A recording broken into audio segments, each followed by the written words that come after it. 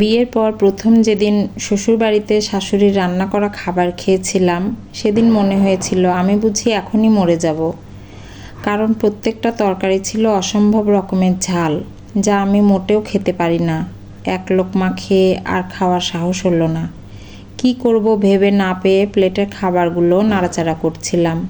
কি হলো বৌমা, খাচ্ছ না কেন? খাও। শাশুড়ির কথা শুনে আমার স্বামী আর আমার ননদ তাহমিনা আমার দিকে তাকালো।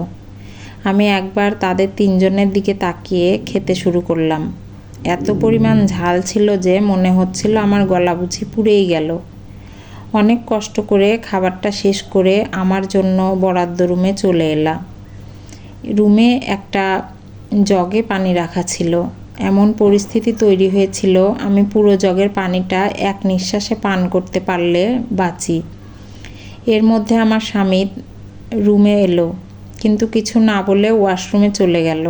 2-3 মিনিট পর ওয়াশরুম থেকে বের হয়ে এক পলক আমার দিকে তাকিয়ে রুম থেকে বেরিয়ে গেল মানুষটা। আচমকা চোখে জল জমে গেল। বুঝতে পারলাম না তা ঝালের কারণে নাকি তার ব্যবহারে। বাবা মায়ের বড় আর একমাত্র মেয়ে হওয়াতে আমি খুব একটা রান্নায় পারদর্শী নই। নিজের থেকে যা শিখেছি তাই ভালো রান্না করতে পারি। রান্নার পাত্রে মাছ দিয়েছিলাম ভাজার জন্য, কিন্তু মাছ ভাজতে ভাজতে কবে যে নিজের পরিবারের চিন্তায় চলে গিয়েছি সেটা টেরই পেলাম না। শাশুড়ি মায়ের চিৎকার শুনে চমকে নিজের ভাবনা থেকে বেরিয়ে এলাম। পাত্রের দিকে তাকিয়ে দেখি মাছের এক পাশটা পুরো কয়লা হয়ে গেছে। মা কি রান্নাঘরের কিছুই শেখায়নি তোমাকে? রান্না কি করে করতে হয় সেটাও তো দেখি জানো না। রাগী দৃষ্টিতে চেয়ে আমাকে বললেন তিনি। আমি অপরাধীর মতো মাথা নিচু করে দাঁড়িয়ে রইলাম। আমার স্বামী আজ বেতন পেয়েছে। ফেরার পথে শাশুড়ি মা, ননদ আর আমার জন্য 3টা শাড়ি কিনে এনেছে সে। 3টা শাড়ি টেবিলে রেখে নিজের পছন্দ মতো নিতে বলে সে চলে গেল রুমে।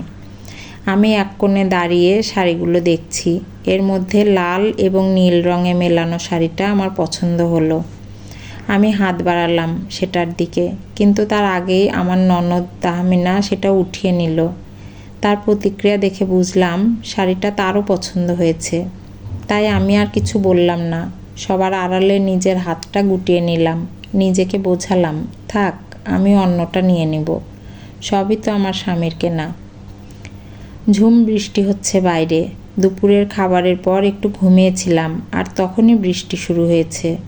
আমি তাড়াতাড়ি বিছানা থেকে নেমে দৌড় দিলাম ছাদের উদ্দেশ্যে, কিন্তু শেষ রক্ষা হলো না। সব কাপড় অনেক আগেই ভিজে জুবুথুবু হয়ে গেছে।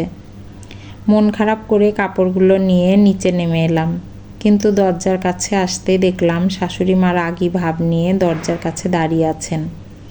আমি মাথা নিচু করে ওনার সামনে এসে দাঁড়ালাম। আমি দাঁড়াতেই তিনি কাপড়গুলো আমার হাত থেকে টেনে নিয়ে চলে গেলেন। আমি এখনও মুখ ভার করে মাথা নিচু করে দাঁড়িয়ে রইলাম, কিন্তু কয়েক সেকেন্ড পরেই আমার ঠোঁটের কোণে হাসি ফুটে উঠল। বুঝতে পারছেন না তো এই হাসির কারণ? মুদ্রার এপিঠটা তো দেখছেন, চলুন এবার মুদ্রার ওপিঠটা দেখাই। জগের পানি প্রায় তলানিতে এসে পৌঁছেছে, কিন্তু আমার ঝাল এখনও কমেনি।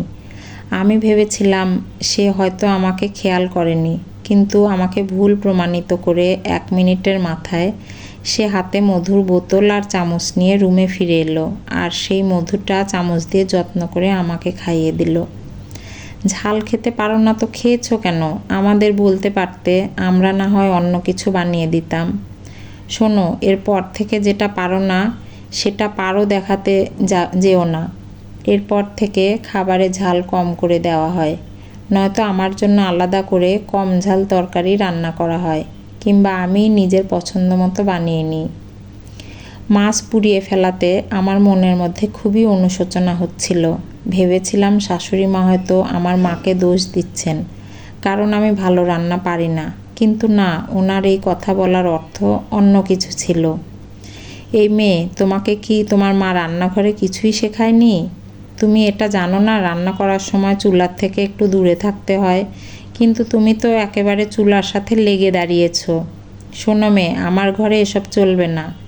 রান্না যেরকম হবে হোক, কিন্তু রান্নার সময় সাবধান থাকতে হবে, না হলে কিন্তু তোমার রক্ষে নেই। মন খারাপ করে এক কোণে দাঁড়িয়েছিলাম। তখন আমার ননদ তাহমিনা এসে আমার পাশে দাঁড়িয়ে বলল, দেখো ভাবি, শাড়িটা সুন্দর না? এটা বলতেই সে শাড়িটা আমার গায়ে জড়িয়ে দিল। এই শাড়িটাতে তোমাকে খুব সুন্দর লাগবে, এই শাড়িটা তাহলে তুমিই নাও, আমি কালো শাড়িটা নেব। ননদের কথা শুনে খারাপ লাগাটা নিমেষেই চলে গেল। বুঝলাম ননদ আমাকে খেয়াল করেছে। ভেজা কাপড়গুলো হাত থেকে নিয়ে শাশুড়ি মা চলে গিয়েছিলেন, কিন্তু পর মুহূর্তেই তড়িঘড়ি করে একটা তোয়ালে নিয়ে আবারও ফিরে এলো। আমার গায়ে থাকা পানিগুলো মুছে দিতে দিতে তিনি বললেন, এই বৃষ্টির মধ্যে ছাদে যাওয়ার কি দরকার ছিল তোমার? কাপড়গুলো দরকার পড়লে আরও ভিজতো। এরকম আর করবে না। যদি কোনো দুর্ঘটনা হয়ে যেত তখন কি হতো? যাও তাড়াতাড়ি শাড়ি চেঞ্জ করে এসো, নয়তো অসুস্থ হয়ে পড়বে।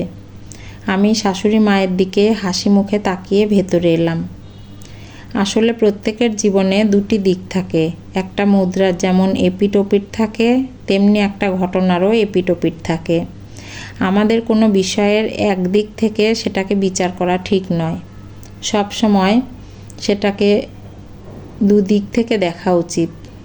গল্পের নাম এপিঠ ওপিঠ, কলমে অনন্যা অশ্মি, কণ্ঠে লাবণী সাহা।